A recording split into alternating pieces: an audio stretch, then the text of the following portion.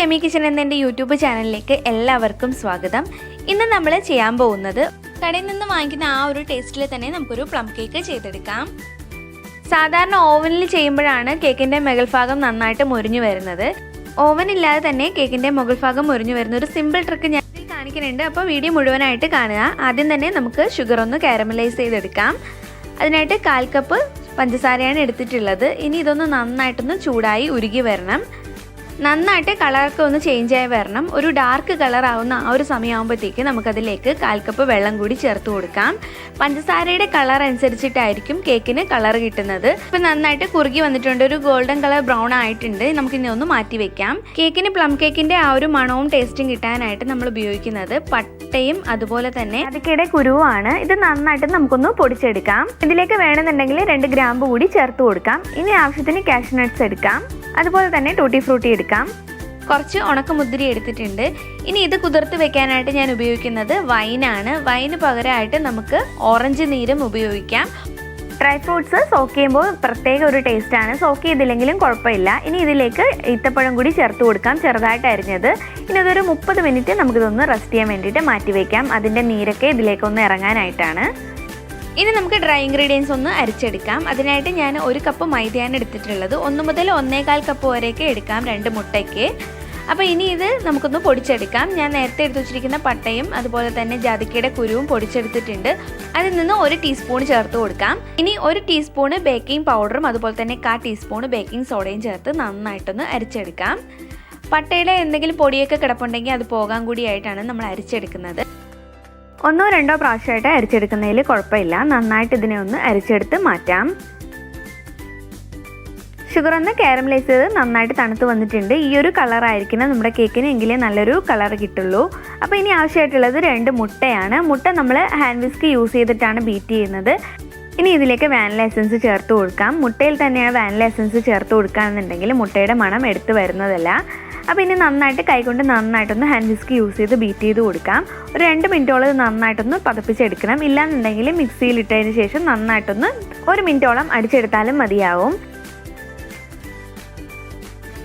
അപ്പോൾ മുട്ട നന്നായിട്ട് ബീറ്റായിട്ട് വന്നിട്ടുണ്ട്. ഇനി നമുക്കിതിലേക്ക് പൊടിച്ച പഞ്ചസാര ചേർത്ത് കൊടുക്കാം.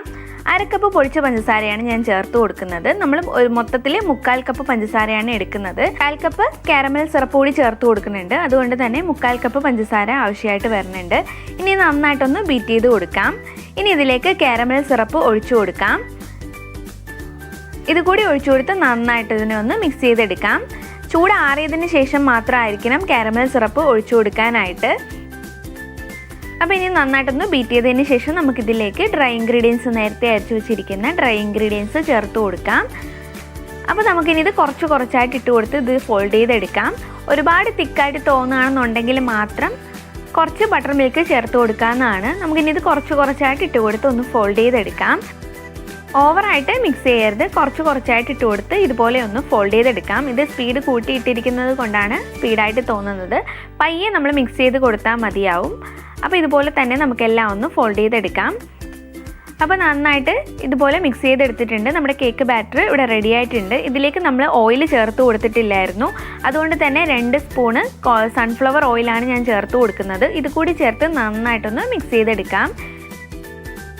ഇനി ഇതിലേക്ക് നേരത്തെ കുതിരാനായിട്ട് മാറ്റി വെച്ചിരിക്കുന്ന ഡ്രൈ ഫ്രൂട്ട്സ് ചേർത്ത് കൊടുത്ത് നന്നായിട്ടൊന്ന് ഫോൾഡ് ചെയ്തെടുക്കാം.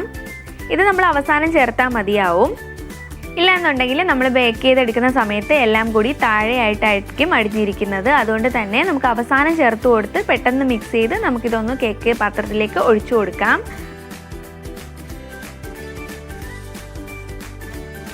അപ്പോൾ ഇതുപോലെ നമുക്ക് ഫോൾഡ് ചെയ്തെടുത്തതിന് ശേഷം നമുക്കിതൊരു കേക്ക് പാത്രത്തിലേക്ക് ഒഴിച്ചു കൊടുക്കാം.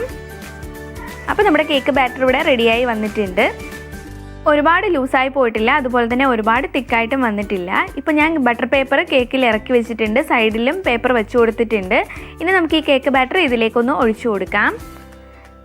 ഇനി ഒഴിച്ചു കൊടുത്ത് എയർ ബബിൾസ് ഒക്കെ ഒന്ന് കളഞ്ഞതിന് ശേഷം ഒരു 30 മുതൽ 35 മിനിറ്റ് വരെ ഇതൊന്ന് ബേക്ക് ചെയ്തെടുക്കാം. ഞാൻ സാധാ ഒരു പാത്രത്തിലേക്ക് ഒരു സ്റ്റാൻഡ് ഇറക്കി വെച്ച് കൊടുത്ത് ഇതൊരു 30 മുതൽ 35 മിനിറ്റ് വരെ അടച്ചു വെച്ചൊന്ന് ബേക്ക് ചെയ്തെടുക്കാം. ഇനി ഇതിൻ്റെ മുകളിലായിട്ട് നമുക്ക് നട്ട്സ് ഇട്ട് കൊടുക്കാം. നട്ട്സ് കുറച്ച് കഴിയുമ്പോൾ ഇത് കേക്കൊന്ന് പൊങ്ങി വരുന്ന സമയമാകുമ്പോഴത്തേക്കും ഇത് ഉള്ളിലേക്ക് അങ്ങ് ഇറങ്ങി പോകുന്നതായിരിക്കും. അതുകൊണ്ട് തന്നെ ഒന്നുകിൽ 25 മിനിറ്റ് കഴിഞ്ഞതിന് ശേഷം കേക്ക് പാത്രം ഒന്ന് തുറന്നതിന് ശേഷം ഇതിലേക്ക് നട്ട്സ് വെച്ച് കൊടുക്കാം.